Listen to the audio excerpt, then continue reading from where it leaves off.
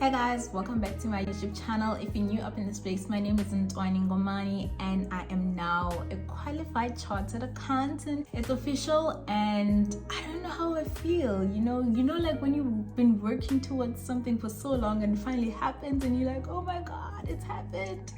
But it feels so unreal. Like it's probably the highlight of my year, second to moving abroad. It's probably the highlight of my year. I think it's so liberating, it's so freeing, and it's so yeah, I just can't believe it. I can't believe it, but it happened and there is proof to prove it. So definitely putting the CASA letters against my name, definitely a privilege, but it's a privilege I've been working towards for so long. I'm so happy with the way you guys are receiving these episodes and are really receiving this series. I am so grateful because I finally found the reason to start. It was such a long process for me to actually start producing for this series, and it really took a lot. So thank you so much for the way you're receiving it. Thank you for your engagement. I am so excited about the Zoom calls. You guys show up, and I know it's still the early stages, but I'm really hopeful that we will grow on the Zoom calls, and I really hope to answer each and everyone's questions on there. So if you don't already know, we do have Zoom sessions that we hold on Sundays relating to this series, and we answer all your questions that you may have from the videos that I post. We then address the questions in the Zoom call. So without any further ado, today I want to talk about looking for the perfect opportunity. So you have decided that you want to move abroad and you're okay with it, your family's on board, you're 100% comfortable that you want to pack your bags and you want to move countries. The second thing you need to do though is you need to look for the right kind of job that you want. And I'm gonna be a bit biased because audit is what I know, so that's what I'm gonna talk about. So when looking for the perfect opportunity, and I think everyone knows this already guys, you need to update your LinkedIn. So on LinkedIn there is that open to work setting that you can have there. Please do click on that and your profile will show recruiters and HR departments on LinkedIn and all your connections that you are open to opportunities, you're open to employment. That's the first thing. LinkedIn also has a bio platform or like a text box where you can type in something about you. In that text box, please do include your skills, do include the skills you've gotten in your training contract. Include everything guys, and I think in the Zoom call, on the next Zoom call, we will discuss what exactly should you put down on that bio text box and what you should put down on your CV as the skills that you've obtained from your articles, right? So that's the first thing. LinkedIn is very important. LinkedIn has a lot of people who are recruiting for opportunities, a lot of HR departments there, and you can make new connections with people you didn't even know before. The second thing is to update your CV. And updating your CV, this is another thing that we will also focus on in the Zoom call. I think the Zoom calls are more intimate, so it's a whole lot easier to address specific questions. So updating your CV, obviously you're gonna write everything about you. You know how a normal CV goes, your achievements. But I think the one thing that really sets you apart, especially when you're moving abroad, is your experience on the clients that you've been on, because they want to see that you have the relevant experience for the job that they are interviewing you for, right? So make sure that whatever you did on your clients translates very clearly on your CV. And then another thing is be very specific on your CV, on the experience that you've had, and sort of tailor your CV to fit the ideal opportunity that you want to do. And I will discuss this a bit later in the video.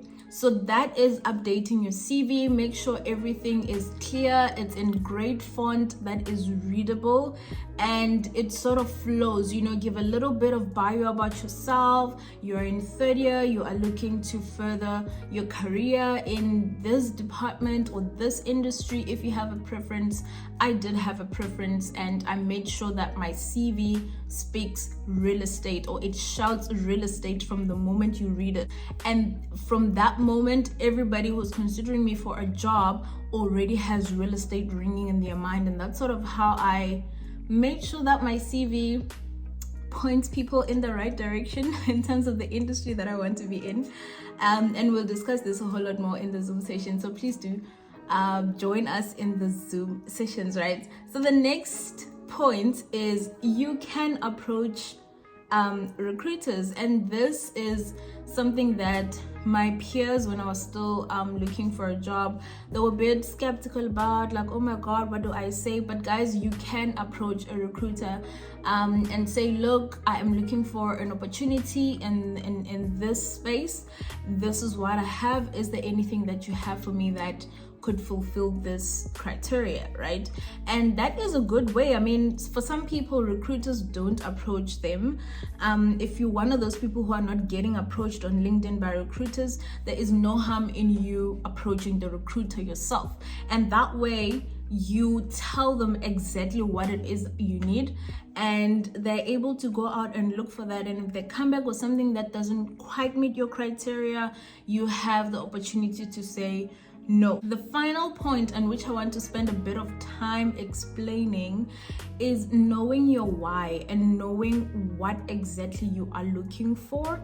I think for me, that helped me a lot because I was not willing to go into any other industry other than real estate. And I want to say this, that whatever you put down on your CV, right? Yes, it's your experience. You might have had, say, experience in insurance, and you don't want to go into insurance anymore, but insurance is the only experience you've had. That's good. You can put that on your CV, but make it very clear in the interview that I do not want to go into insurance. This is the industry that I want to. So maybe you want to transition from insurance to consumer markets, or you want to move from insurance to real estate. State in that interview that, yes, I have insurance background and I really don't enjoy insurance, and I want to move into real estate. Because what often ends up happening is that a lot of people do their training contract in consumer markets, for instance, or in insurance, and they think going forward that's just what they need to do because that's what they have experience in. And that is not right? You should be able to choose the industry that you want your career to be based in. So for instance, what happened with me is during my articles, guys, I had no client relating to real estate. Absolutely nothing. I was not on a real estate client ever, but I was really interested in the real estate industry, and it's always been like an interest of mine to work within the real estate market, right? So when I was doing my CV, I just literally wrote down that, look, this is the experience that I have. I do not have real estate experience, but I think luckily for me, one of the clients that I had a subsidiary which owned the group's properties, right? So that subsidiary was solely created for the purpose of owning the group's properties, and then it leased out those properties to other subsidiaries within the same group. So it was not like a full-blown real estate client that's leasing to residents or tenants or commercial property or warehouses or anything like that. It was just a subsidiary that owned the group's properties and leased out those properties to other subsidiaries in the group. And I mentioned that in the interview. I said I've worked with a client that had this kind of structure, and that was my exposure to real estate. It wasn't a lot. There weren't any like weird valuations that I had to audit or anything, but I stated in the interview that I actually enjoy doing or auditing that subsidiary because real estate is what I want to be in. Another thing is what you do within your personal space. So for me, that came out a lot in the interview because the partner who was interviewing me was asking me, so like, how did the real estate interest come about if you've never even been on a real estate client? And I went ahead and told him in my spare time I actually invest in property, and that I think really like put one foot forward for me, because he was like, even outside of the profession, even outside of the career, in my personal space, I'm invested in real estate. So even though I don't have the experience, I can get into the real estate industry and excel, because on a personal level, I'm already coming in with the interest. So I think it's very important, guys, don't get stuck with just because you've had insurance, you need to go and do insurance. That is not the case. You need to decide that this is the industry I want to be in. And if they offer you something that is not within the industry, you have the opportunity to say, look, no, this is not what I want to do. Because at the end of the day, you don't want to find yourself having spent 3 years in insurance post articles and you don't want anything to do with insurance. That would be a waste. You know what I mean? Like, for the rest of your career, you don't want to be in insurance. So why are you doing insurance now? It doesn't make sense. So that's another thing. And then I think the final thing that I want to mention is that have a criteria. Guys, there's a lot of job offers out there, especially for newly qualified CAs. Everybody will be ringing you, sending you an email, telling you about an opportunity somewhere. People will be looking for you. They will come knocking on your emails. Guys, it's important to have a criteria of, this is the job I want. This is what I want to be doing on a daily basis in that job.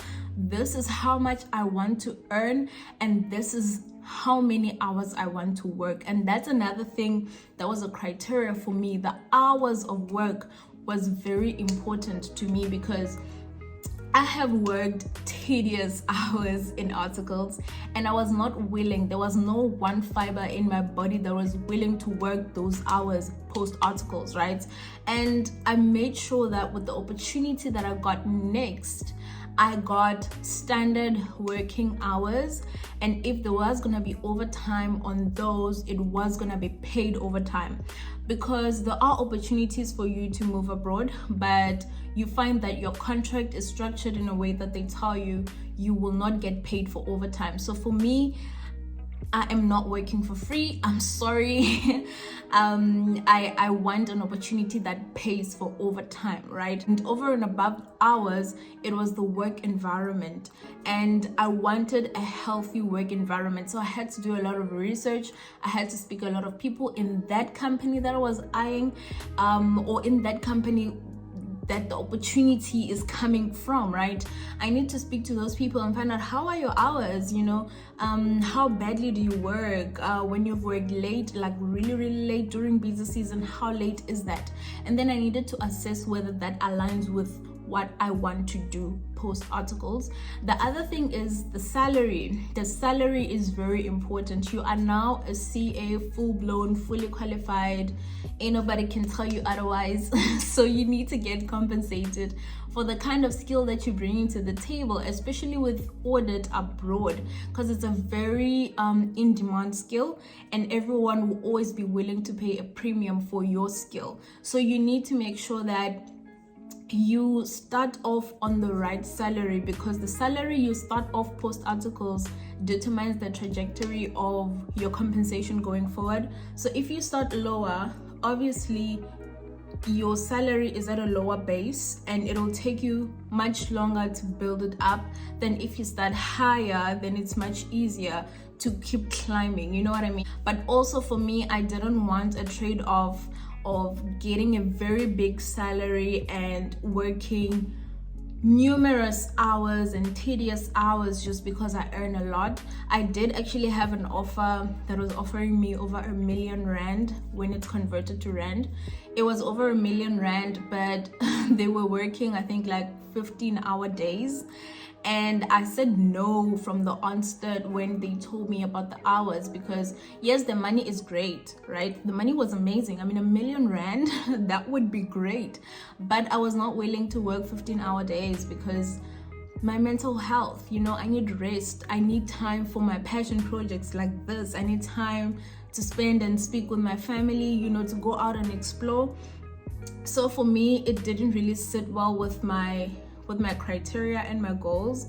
But if you're somebody who's chasing money and you don't mind the hours, I think R1,000,000 is a lot of money to give up. So for me, I ended up looking for an opportunity that pays fairly well. Don't get me wrong, I didn't settle for something that does not pay at all. I settled for something that pays really well, pays an amount that I felt is enough for my kind of skill and qualification and at the level I'm at, but also gives me the opportunity to rest, to not work long hours, and if I do have to put in an extra 3 hours, then I get compensated for that. So for me, that was my criteria, and I think it's important, guys, to have a criteria when looking for a job, because if you don't know what you want, you will accept anything that comes your way. Thank you guys so much for watching this video. I hope you guys enjoy it. Please do comment down below and let me know what you think of these points, especially the trade-off between the higher salary and the hours that you have to work. I'm really interested in knowing that. I will see you guys in the next Zoom session where we'll be dissecting all your questions relating to what I've spoken about today.